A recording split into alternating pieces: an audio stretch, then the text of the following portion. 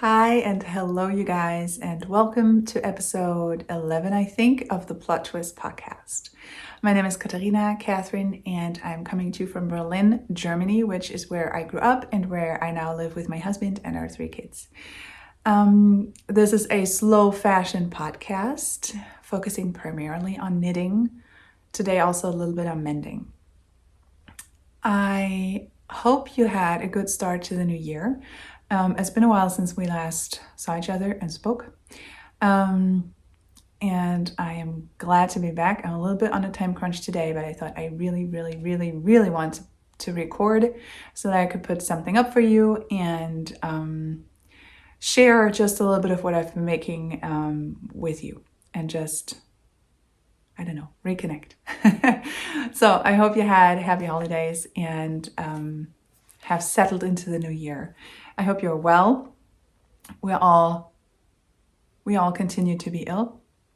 That is a tale of woe because it's been going on since October. So like I said, I have 3 children and 2 of them are home all the time, it feels like. So it really, they're in their kindergarten and school and stuff for 5 days on a row, and that's the most that I could, squeeze out of the situation. And then they had the next thing and had to stay home. And now the kindergarten teacher was sick, so my daughter had to stay home. So I have so much work to do in January, but I could work for 1 week, and then the last 2 weeks, everybody was home. And that was, well, not ideal, but what can you do? And so I've been meaning to be back here much earlier, but obviously kids and just family life had to be a priority, and also work. But yeah, I'm happy to be back. I hope you're back too. Welcome back if you've watched my channel before, and welcome if you're here for the first time. So I can quickly chat about what I'm wearing, and then I'll jump into my other makes. But I always find it interesting what other podcasters or knitters wear, and I want to know right away instead of, I don't want to keep you waiting until the end of the episode like I did last time. So this is, oh my goodness, now I don't know what it's called. Cold Breath, can that be right? So it's a sweater by Hohu Locatelli at any rate. I think it's called Cold Breath. I could be right. So, and this is slightly oversized, not too much though. I'm gonna stand up in a second. First, I'm going to show you the color. So this is a really rich plum color. I don't know if you can see. Our daylight is very murky and, well, I'm sorry.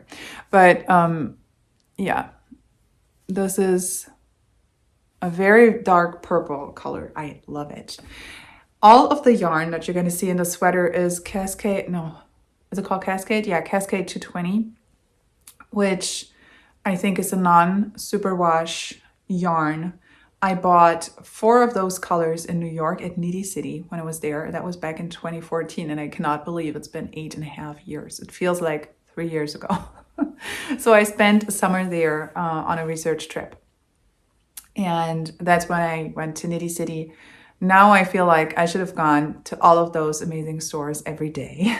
But well, that's what you do when you get travel sick, sort of, right? Is that the word? Like when you want to go places.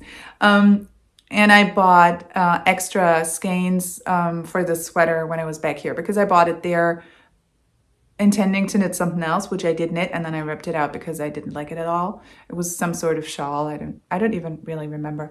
And then I wanted to put this together. Really happy with how it came about. And I know this stripe is a little weird. You will see more stripes, but see, because this is all striped, but this pulls up a little bit, but I don't care. Usually the color hangs over it, and also if it doesn't, I really don't care. I like the contrast of this light pink and dark purple. And you see, so there is a braid up here. And you knit that first, and then you pick up stitches on the edges to start working your front and back. And it was, when did I knit that? May have been 5 years ago. Must have been 5 years ago. And it was one of the first garments for myself that I ever knit, I think. And so it was very fiddly with this thing, with this strip of a braid, as you can imagine, just sort of curling in on itself, to then go and pick up the stitches on the edges in a neat way. And I managed to, I don't know if you can see, it is not really neat because it looks a little chaotic, but it's much better than the back, because the back looks like this. Apparently I picked up the wrong side of the stitch so that there's a real ridge, plus those, this entire affair happening here. It's the same on the other side. But I love this sweater so much that I really couldn't care less. Like, I don't care at all. And this is not me. Like, I want things the way that I want them. But I don't care at all that this is all messy. This is the favorite sweater that I've ever knit. I love it. I think I will knit it again. It was such a fun knit. So I'm gonna somehow stand up and show you. See, so this is what it looks like. Excuse my yoga pants. So this is the entire thing. This is a dark blue down here. And then purple, a heathered purple though, lighter purple, turquoise, and this light blue. And the same sequence on the arms. And you see, so, and it's got a split hem. It's got a split hem, and I'm not usually a fan of split hems. Like I said before, it's not my favorite. But again, I don't care. I didn't have to knit it, obviously. So I just did because she said so. And I trusted Hohi, but I do like the way it turned out. And I don't know that I would necessarily change that if I were to knit it again. And then she incorporates those faux wrinkles, like you knit welts, but just for a few stitches. Same here. So that it looks like your arm, like you've slightly pushed it up, right? And isn't that a fun look? Like, it would never have occurred to me to do that, but it gives it a very casual look when you just, now you're focusing on the welts, but when you just walk around, you don't. And then it looks a little more casual, sort of. So this is Cascade 220. I'm going to link the Ravelry page for that. Oh yes, by the way, you can find me on Ravelry as Frau Christ. I do have a Ravelry group for this podcast, so please go and join. I have an Instagram account that is Katharina Knits, and I have an email address if you want to get in contact, and I think it's hello@plottwistyarns.com. All of the information, however, whether I said them correctly now or not, are down there in the description box below for you, so you can go check out whatever it is that you need more information on, or want to look up, or see what sort of yarns and needle sizes and whatnot I use. So I put everything there, and you can go click on the respective links, or get in touch if you feel like it.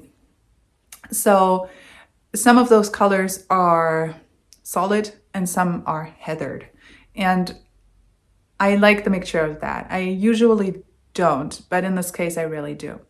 I picked them out with great care. So all the heathered colors, so those ones, the blues and the two purples, I bought in New York, and those three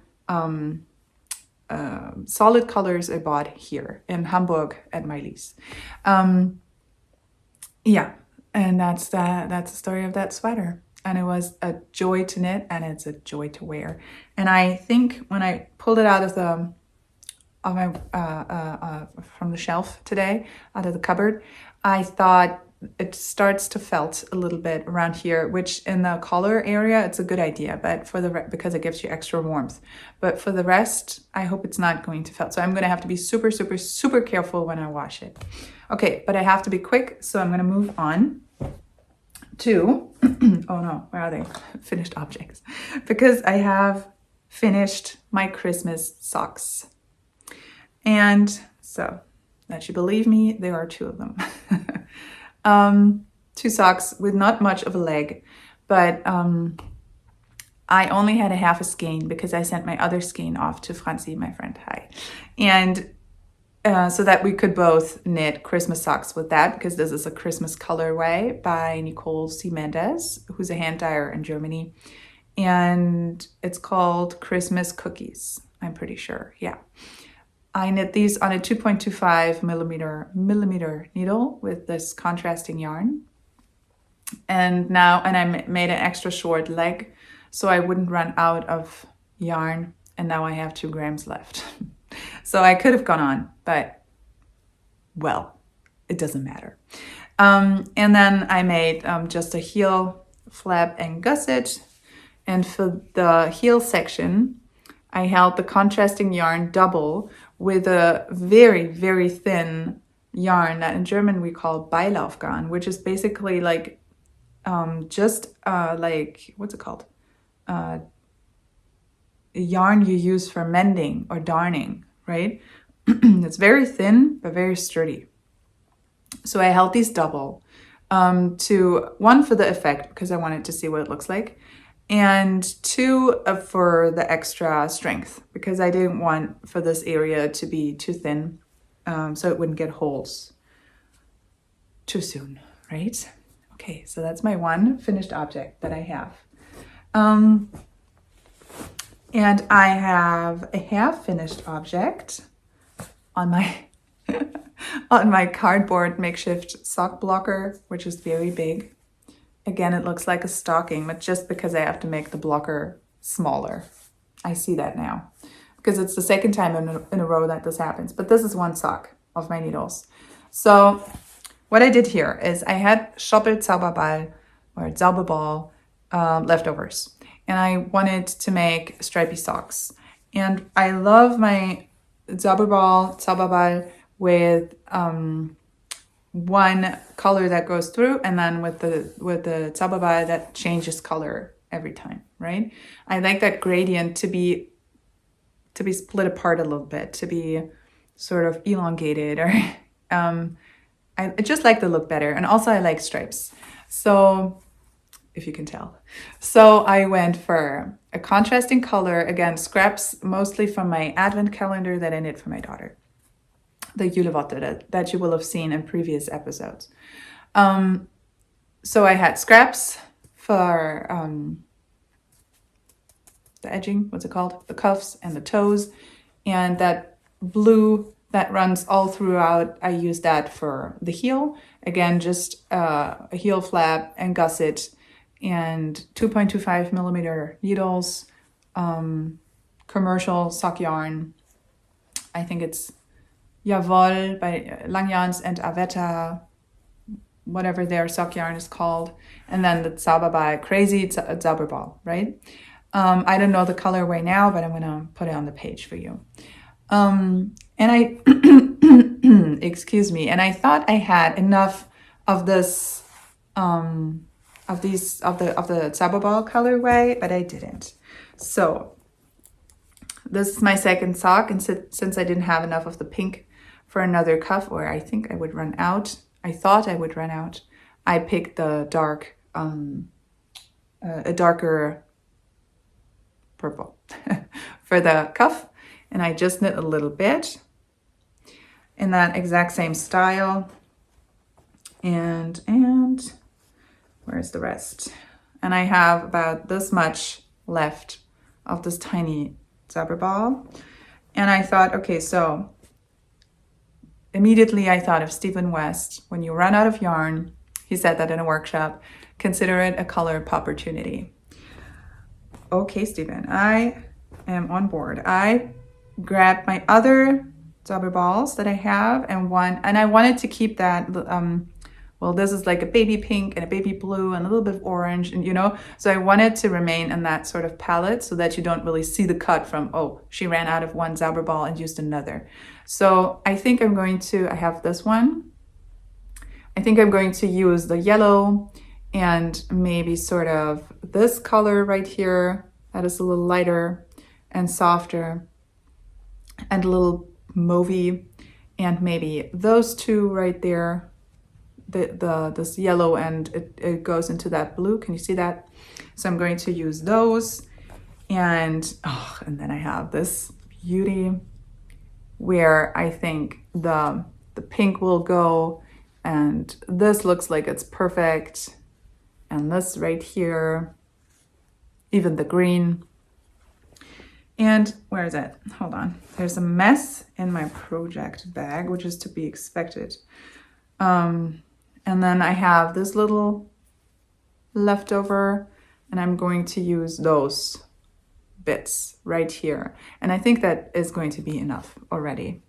So I don't have to break into the very strong colors, because right there, you see, these are going to be very in tune with the other sock, with those bubblegummy colors. I'll somehow put them together, and it's okay if you see that it's scrappy. I just didn't want for it to go from very light and like these sort of colors to dark and moody, because that would have been not the best match. Those live in my just a little drawstring bag with a Monstera pin on it. And that's that. That's that whip. I have another set of socks on the needles, again involving a Zauberball. Where are my tags? Hold on. Where are, no, I don't think I need my, I don't need.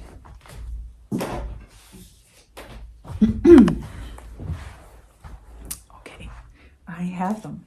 I found my tags. So I'm knitting another sock out of, and a DK one now. I haven't knit a DK sock in forever, and it's great fun. It goes so fast, and it shouldn't be about the speed, and it isn't, right?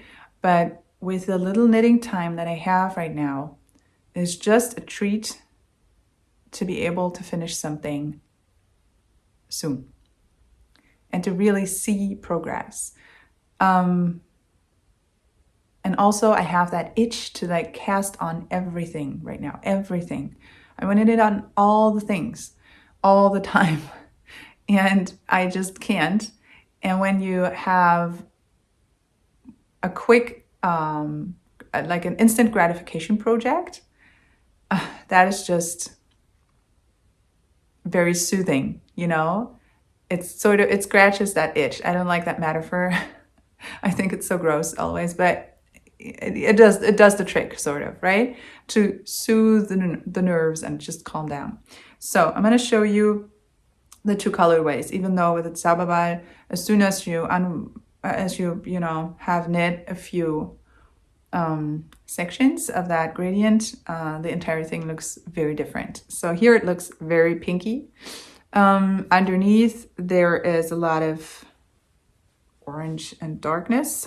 It's gorgeous. And here are some richer tones in there. Beautiful. And this is the colorway Tante Emma. So this is Shop Edition 3, so a little thicker of a yarn. It's a 50-gram ball. It wasn't much bigger than this. The colorway is Tante Emma, and the number is 2361. So that's one. And the other is a real treasure. This is my skein of Reality Bites, which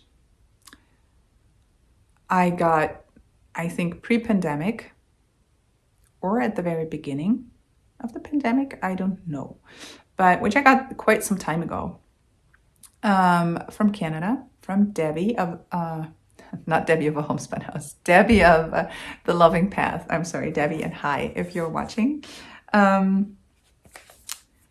So this is her, and it's her Griffin Decay non-superwash base. Is that right? I think it's a non-superwash.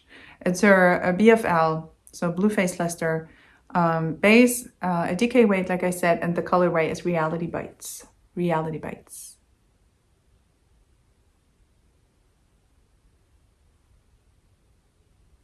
Isn't that pretty? It's got sort of mauvey, pinky speckles and bits in there, also blue, but not too strong though. So there is something going on in that yarn, but it's not busy. And I really like that. And I like the contrast of those two together. I was initially thinking I prefer just a solid with Zauberball. But in this instance, I do prefer this because there is, it gives it a bit more of a, almost want to say Tweedy look, but there is a little, how can you say that? Commotion, or there is just movement there, which I like. It's a very homey look. I'm not making any sense at all. I'm just going to show you. So this is what I've knit so far. So that's what I meant with like there's a little more orange in there. That's my little owl who keeps me company as my progress keeper. So it's knit cuff down, obviously. I cast on 52 stitches. Unsure of whether that would be too big or not. It's okay for my foot, but it could, if I had cast on 48, it would also have been okay. But I didn't want for it to be super snug. It's not loose though. It fits well. So this is the leg, heel turn and heel flap and gusset. The heel is turned, the gusset is not yet finished, and that's the 5th needle. That's not supposed to stick out. And there you go. So that's my sock. It's a lot of fun. And I get to keep it in a DPN case, but I left that in my kids' room because I knit on this a little bit this morning when they were playing. Emphasis on a little bit, but I did get to squeeze in a few rows. And so I left the case over there. But I love the feeling of the snaps closing and the sound. It's weird, I know, but I just really enjoy that case. I'm going to show you next time maybe. Okay, no, hold on. I'm going way too fast. I'm knitting on 3mm needles.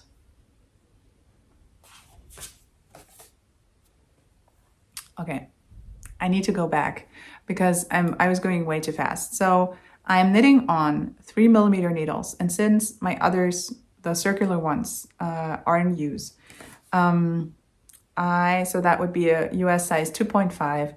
I went for my DPNs, and I mean, it's okay. I'm okay with DPNs. I'm experienced with DPNs. I'm not slow with them, but it's just a hassle.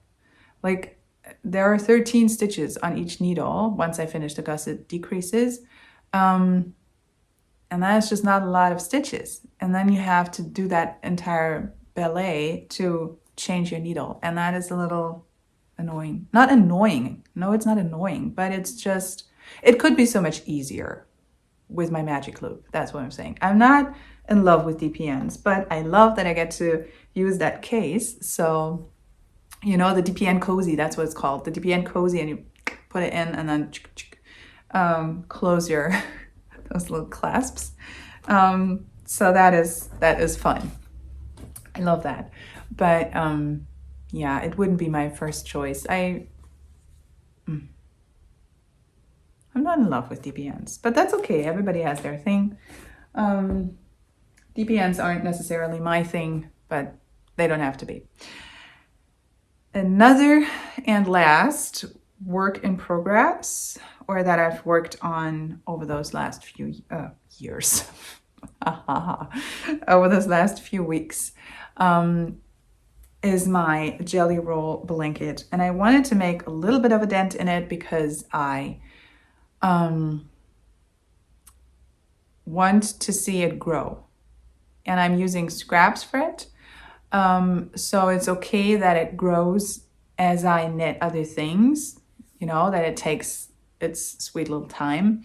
I'm not at a time crunch. We have enough blankets as it is, but I said before, I want for there to be blankets enough in the house, hand-knit blankets by me, so that my kids can grab one when they're older and just have it be theirs.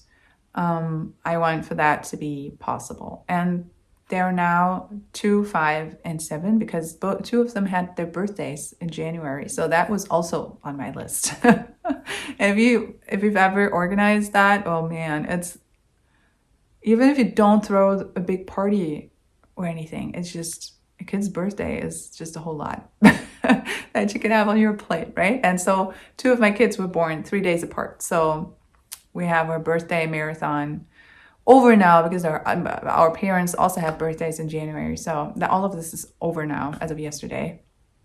Yay. And yeah.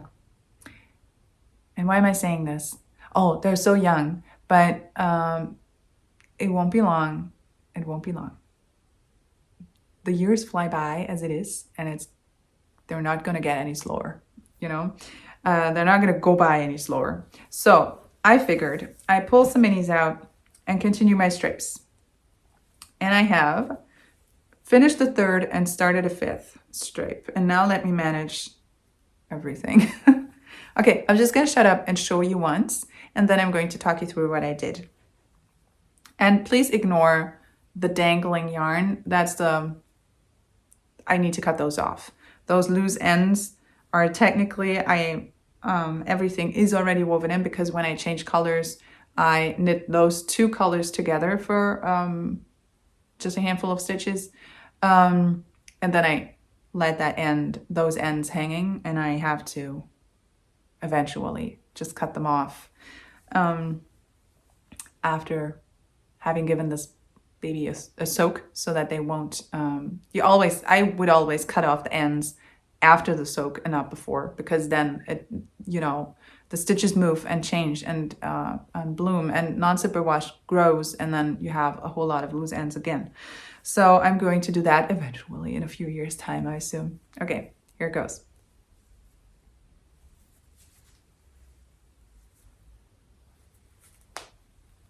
Hold on.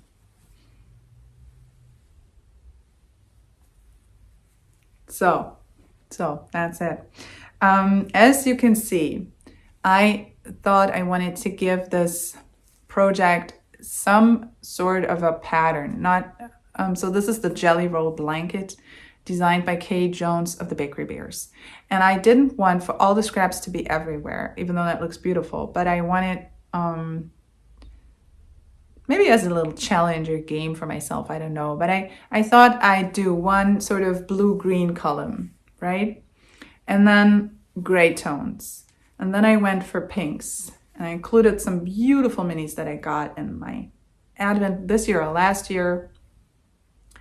And then I figured because I had so many yarns, like mini skeins, or even leftovers that are more in the very all over the place category with like all the colors, or that wouldn't really fit in any other sort of one color scheme that I have for these individual stripes, if you know what I mean. Scheme is not even, it's not as fancy as that, but like they weren't clearly pink or green or gray or blue or yellow or whatever, but like they were just variegated, with very vibrant colors, some even neon. And I thought, okay, I'm going to include those in one stripe and make just one very busy stripe. And that's this one. So it started off with this neon-y green that has orange and, well, I want to say black, but it could be very dark brown. And also blue specks in it. See? Sorry. Then I went for this one that was colorway from the advent calendar of, well, not last year, the year before. So 2021, that I bought from a homespun house. Where's everything? So, and now I'm knitting this, which is a Patreon mini from a homespun house that I was gifted by my friend Francie. This strip right here, it's only just begun, and it's such a Christmassy colorway. Really pretty. I really enjoy it. And so this is going to grow here when I eventually get back to this. And then I'm going to quickly show you what else I have put aside for this colorway, for this strip, for this stripe. So there is a tiny leftover that is really neon-y. I made socks with that years ago. Socks and little fingerless mitts for my boys. And my oldest son at the time, now he doesn't like them as much, but he wished for that colorway. Then there is it doesn't look so busy now, but I think is pretty busy because it has this vibrant red and this vibrant green. And then also like purple color and a little yellow in it. It's going to fit that, I think. It's going to fit the bill. And if it doesn't, I'm just not going to include it because I'm not scared of running out of yarn. And then I have this very messy leftover, whoops. So that used to be an opal colorway, which knit up, it's beautiful. And I think it was not a colorway that they always carry, but it was very beautiful. I made socks out of this, and I love them. So this is also going to go in there. And then I'm going to see how much more I might need or not. Yeah, that was my last work in progress. And it doesn't look like a ton of progress that I made on the blanket. Maybe I should tell you where I left off. But I've knit an entire stripe because this is where I am with that new stripe. And this is where I started with the old one. So I just finished the dark portion here. And then there's just a few rows of this light one. And that's where I began a few weeks ago. And it's garter stitch, fingering weight on a 2.5 millimeter needle. I just have 2 wooden DPNs in here. And it doesn't look like much, but since it's fingering weight on a 2.5 millimeter needle, and that translates into a US 1.5, it's not fast progress, especially if you cannot knit on it for hours. So I'm actually pretty happy that I managed to knit an entire stripe. And it was just what I needed at the time. I couldn't really concentrate on a sweater project, which frustrates me a lot because I want to. And I feel it in my bones that I want to, but I was just a little overwhelmed with everything that was going on. There was a lot to do. There was a lot to manage. And then I was sick also, like not just the kids, but me too, on and off. And then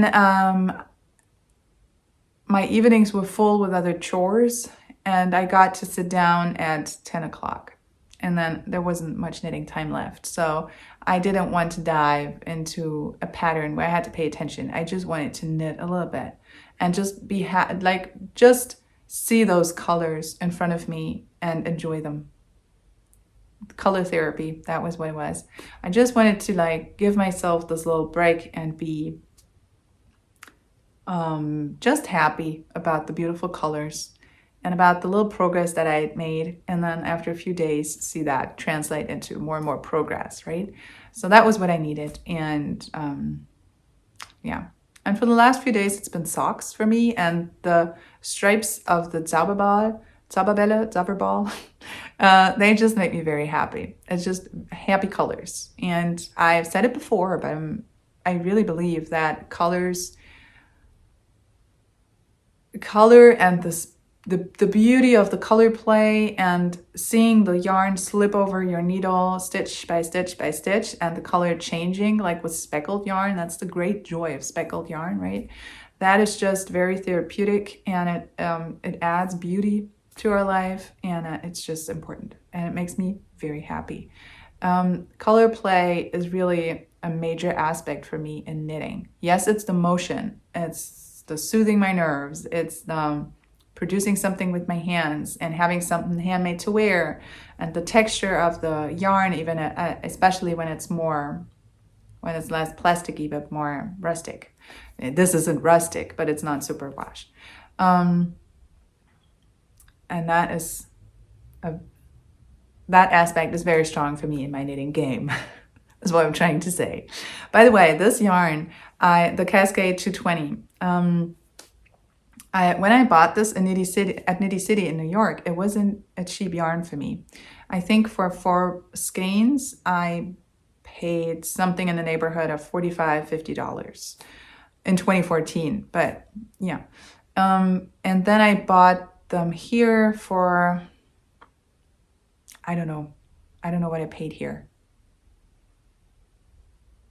I don't remember.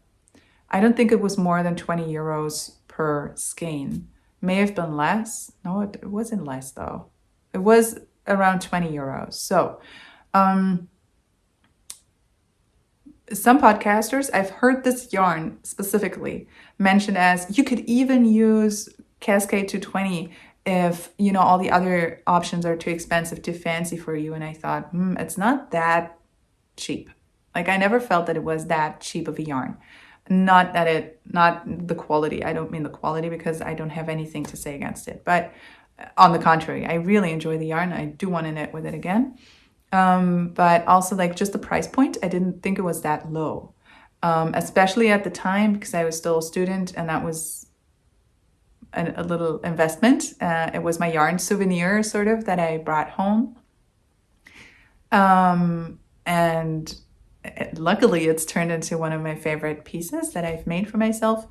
But I don't think that's what people mean when they say they are looking for a more commercial yarn alternative, because they just don't have the funds to buy the very fancy hand-dyed skeins and pay, I don't know what, 150 euros upwards for every garment that they make. Depending on the size, obviously. And yeah, I always, like, every time that someone mentioned that, and it wasn't just once, and it wasn't just one podcast, it was many podcasts, or not many, but at least several, I thought, is this really the very commercial option that we're talking about? I don't know. I wouldn't say so. For me, that was a luxury back then. And it's still beautiful today. I would still, like, happily buy this and be glad that I can afford it. Okay. As for my mending, I still have my mend-along going, and if you join the Ravelry group, you can post something there. If you that would be lovely. I would just really, really enjoy that. And the goal is to mend one thing a week. Just so that we remind each other of the things that we have instead of all the things that we think we need. And also to remind ourselves of the skills that we have, or the skills that the people around us have, if you ask them for help, because we can be, I think people want to feel self-sufficient, and mending things is really a way to feel your own self-sufficiency. Very much. I think you just need to integrate this into your life, into your everyday life, to go through life with that mindset of, I can fix this, or let's see if I can fix this. That is great fun, and you feel better about yourself. You are just going to feel better about yourself. Take it from me. I'm sure you will. And if you want to join in on that, there's a hashtag that I don't remember now. It could be Plotchos Mendalong, but I'm not sure. I'm going to put it down below, or even on the screen, or both of those would be good. So you can use that on Instagram. So I'm gonna eventually do a giveaway. Once I've gathered a few entries, there's going to be a giveaway. And I don't know if I'm giving away yarn and bags or something to do with mending, because that might be fun. I'm still going to think about that. So please do join. It would make me very, very happy. It would make you very happy. and you might win something. Who knows? I'm definitely going to do a giveaway for that one, but I'm going to leave the Mend Along open for a while now. Yeah, on Instagram, there's a hashtag. There's the Ravelry group where you can post stuff. And other than that, I'm just going to talk about my mending here on the podcast on a bi-weekly basis or whatever it turns out to be. So I've mended several things. I gave my, so we had like one item, which I don't know what it's called in English. Like for my daughter's stroller, there is like one of those warm pieces that you put in where she can put her feet in. It's sort of like a sack that you attach, and that goes all the way up over her back, so that it isn't as cold in the stroller in the winter. And the zipper that goes all around was broken, but really beyond repair. So because that would have been a huge commitment to take this long of a zipper out, because it was very long. And it was a lot of fabric because of the, goodness, what is it called? Well, just the padding that was in there to make it warm. It would have been so voluminous that I didn't want to like squeeze it under squish it under my little sewing machine. And I thought, oh God, I'm not going to bother with Christmas and birthdays and everybody ill. I'm just going to give it to the seamstress and she's going to do it. And it took her forever. After 6 weeks, she had it done. Initially, she said 10 days. And I thought, okay, over the period of 6 weeks, I could have done it, but well, it's done now. So that's a piece mended. And that's what I'm saying. You don't have to mend everything yourself. You can also give it away to someone. That's also, you're going to have, you make sure that the thing is mended and you don't have to buy it new, right? Then we had a broken zipper situation with her snowsuit. I fixed that. Then I had to fix my mittens because they were coming on store-bought mittens. They were coming undone at a seam that they have down here where you fold over the cuff. And apparently they sewed this little cuff together. They have sewn the little cuff together. Sewn, I don't know. And that came like undone. It unraveled. The stitches unraveled. The sewing unraveled. You know what I mean. And I mended that. Yeah, right. And yesterday, it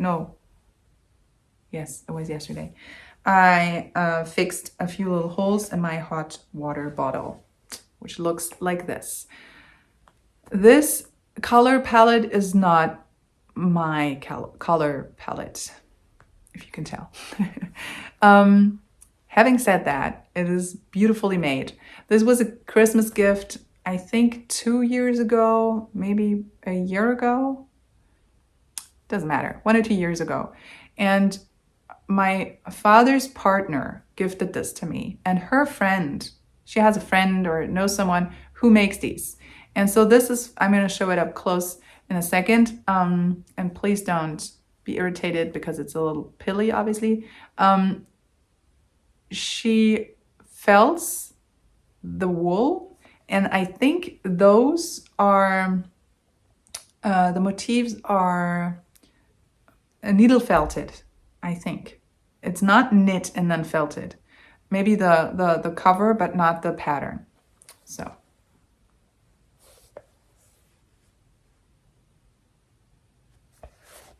And just a little detail on the back.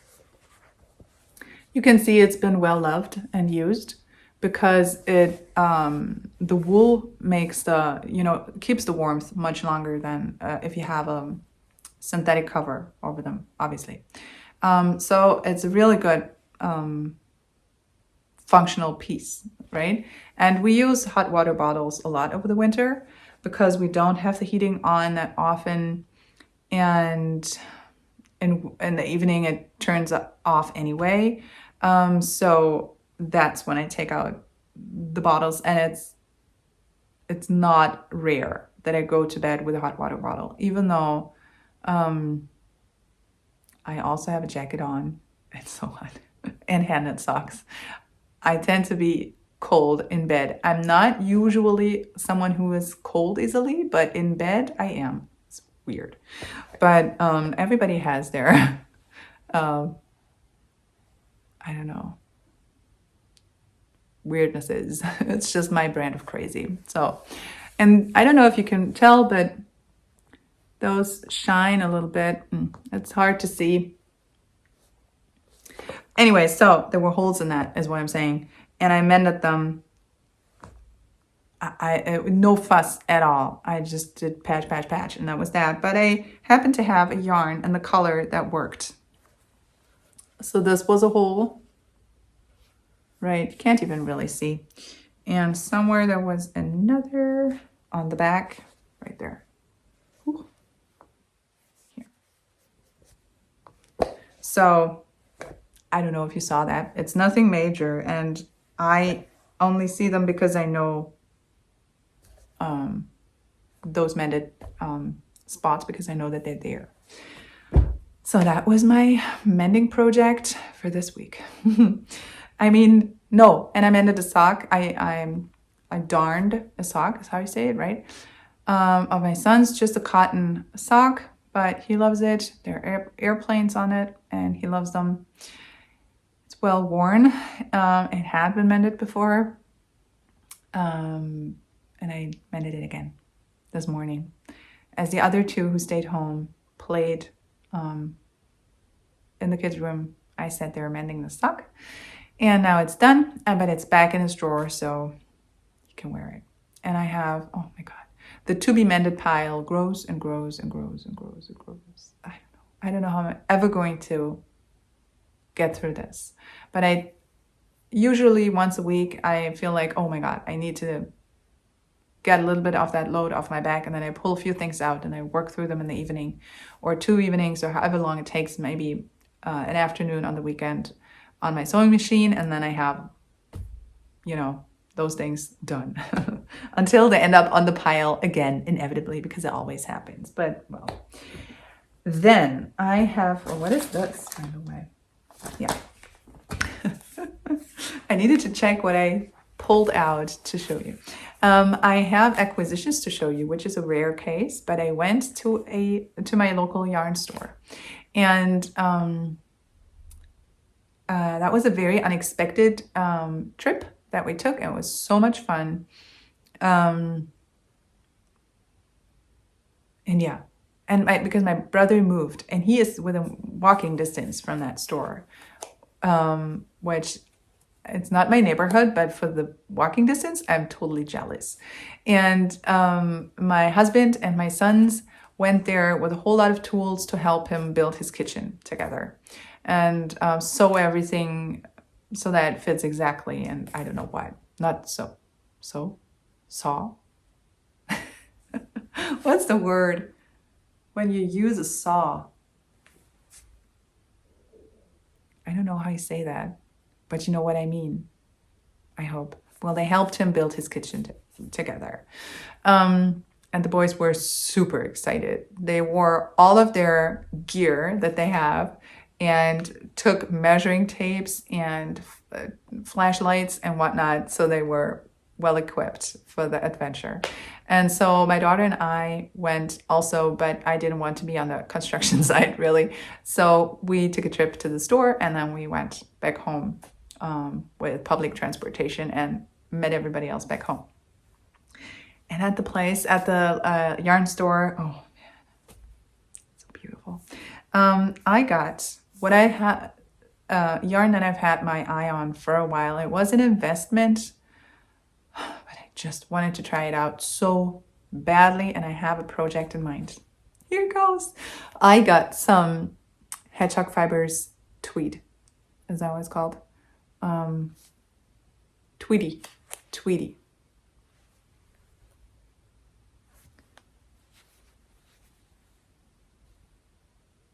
See, if you don't know what this is. So it's 100 grams, 230 meters, so it's a DK weight. The colorway is Soot. So they used to have a light and a dark, so a light gray and a dark gray. This is the dark. Now they also have different pink and purple colors, which I like the light pink so much. But they didn't have it in the store. I just saw it a few days later. So if I'm ever going to knit again with this, let's see how this turns out. But if this is a winner, I might go for the light pink. It was something like that, but well, just a light pink.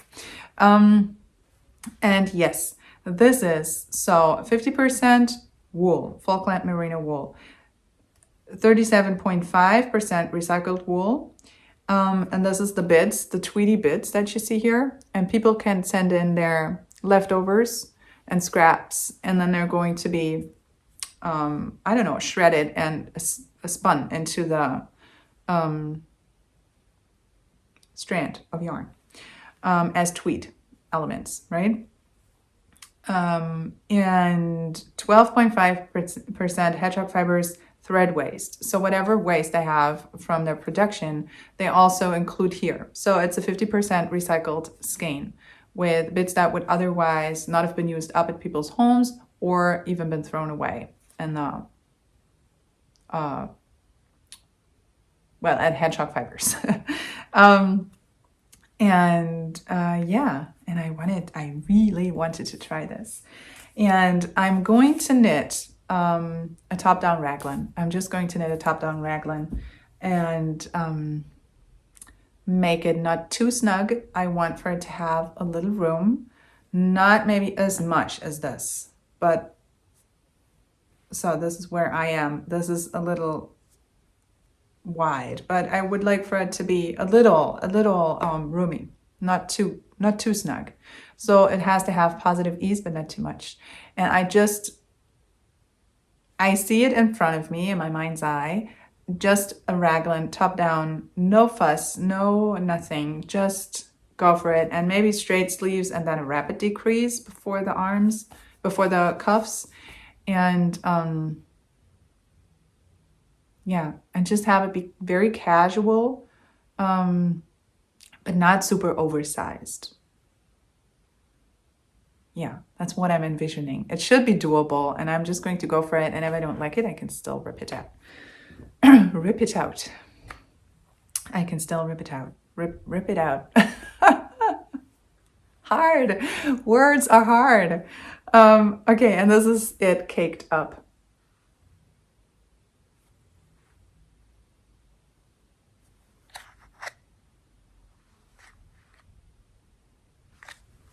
That's it caked up. I like it. I'm very excited. I don't know when I'm going to have the time to swatch, but sooner or later, I'm hoping January, I'm going to knit a swatch, and then I'm going to do the math, and then I'm going to cast on. And then what I'm thinking is this is going to be a mindless project. Like I don't have to refer to a chart. I don't have to go by certain numbers.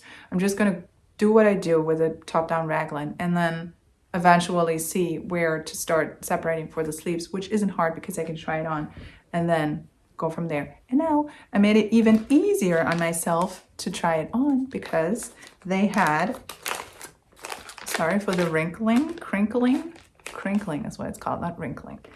I bought, and you see I've never taken this little cake apart. I bought some of those, what are they even called? Well, stitch holders, right? See, these are sort of cords that you put on the tip of your knitting needle. Okay, something happened with my camera. I'm just gonna start that sentence afresh. So you're gonna take your knitting needles of whatever it is that you're knitting, really push them onto the tips of those little cables, and they will stick. So they will sort of suck on. And then you just pull your needle out of your knitting and all of the stitches will slide onto those cables. So one, right? You use one. And then they all swoosh onto that one cable. And then you can either try on your knitting more easily without being afraid that the needles are going to slip off. that the stitches are going to slip off the needles. It's that way around. Or you can use it to separate for the sleeves and have your sleeve stitches rest on them. Or maybe I'm going to be knitting my sleeves first when I'm not going to separate for the sleeves, but I'm going to keep knitting them. And then I know how much yarn I have left for the body. Because I got 5 skeins, I think that's going to be enough, but not if I make it a super long sweater, which I don't plan on doing, but you know what it is, how it's like. You have, in the end, you're going to have not enough yarn for the last 3 rows of the arm or something like that. So I don't want that to happen. So I think I'm going to go for the sleeves first and then knit the rest so that I can use up everything that I have and not have left and not have leftovers. Yes. That's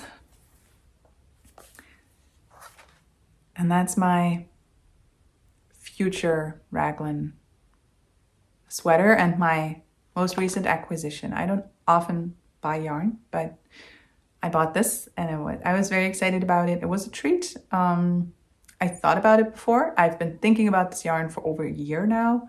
So this was not an impulse buy. And yeah, I'm very excited that I got it. I have discovered a new to me podcast, which is not going to be new to anyone but me.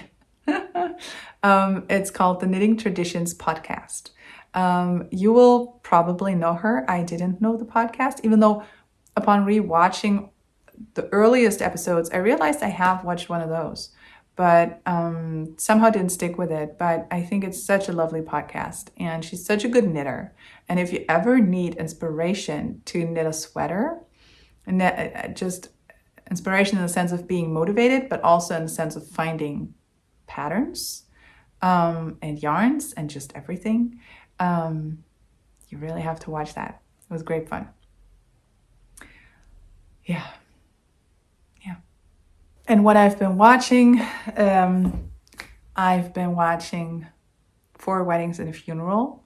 It's must have been 2 weeks ago, something like that. It's one of my all-time favorites. It's just, I don't know, when I need some comfort TV, that's what I can always watch. I could watch it on a daily basis. I would never grow tired of it.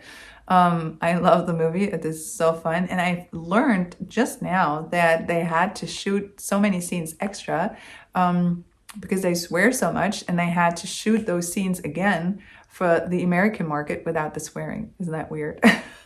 And the production cost went up by 20% because of that. So fun. And also really crazy, but yeah, that's what I learned. If you've been wondering, I learned a fun fact about one of my favorite movies. And I've been watching The Crown. Finished season 2 finally. I'm now into season 3, and with the new actress Coleman. What's her name? Something Coleman. Olivia? I don't know, but with the second actress who plays the queen, she isn't as likable anymore, because last time I said maybe she's portrayed as being a little too nice. I don't know. Not that I can judge that, but it was just a feeling that I had, because there are so many scenes that are staged in such a way that you really feel for her, and it's as if she is the poor queen who cannot do anything but whatever it is that she ends up doing, and she had no choice and blah blah blah. And I thought, I don't know, I don't know, because she plays the queen card often, and in some situations she just doesn't, or her husband tries to overpower her or whatever, and then it's the poor Elizabeth. And I thought, I don't know if this is really what I want to buy, but she was a delightful actress. Claire Foy, is that how you, Foy? Probably Claire Foy. I think she plays her very well. I loved watching her play. I was very sad when she was replaced by another actress, which has nothing to do with the second actress, but everything to do with the first. Because I loved how she talked and how she would tuck in her chin, and just it was just such a good portrayal. Anyway, so now I'm in season 3, and the style changes a little bit. I feel like it gets more dramatic. Which is the I couldn't have said a more vague thing, but it gets a little more heavy. I'm not sure that I love that, but I do enjoy the show. I really do enjoy the show. But I think the first 2 seasons are great fun, and the 3rd season up until that point, I'm not that far in, but is good fun. But that's something. That's not too shabby for me. So yeah, I've been watching that. I've been enjoying that. And I could get into a little bit of a rhythm with that show, where I could at least watch a half to a full episode on some nights.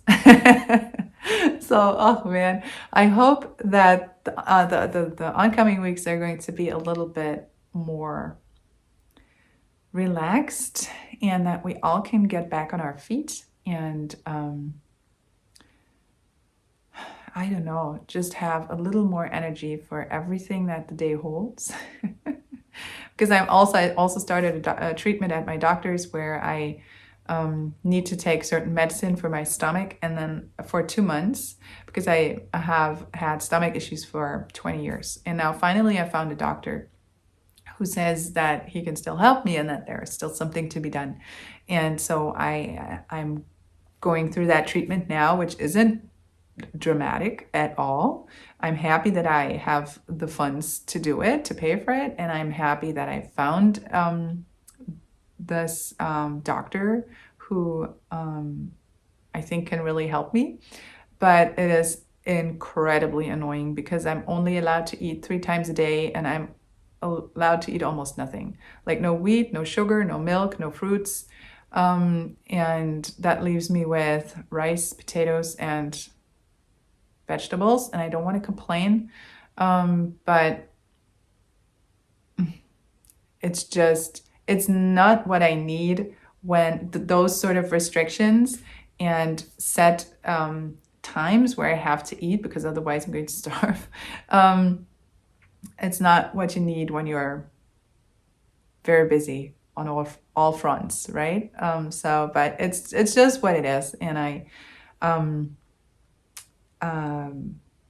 know that the time is going to fly by anyway, so it's not that big of a deal. It's sometimes just annoying and